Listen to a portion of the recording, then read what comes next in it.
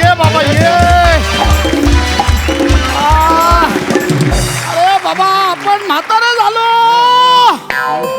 आता आपला बर्थडे कोण सेलिब्रेट करणार? खांडेकर, अरे तू म्हातारा झालास, मी अजूनही लवचिक आहे. मी अजूनही स्किट करू शकतो. काय मेला भोग नाही तुझी इच्छा. अर्धी लाकड मसनात गेली तरी तुला स्किटच करायची काय रे? आणि लवचिकचं बोलशील तर मी पण कमी नाही. हा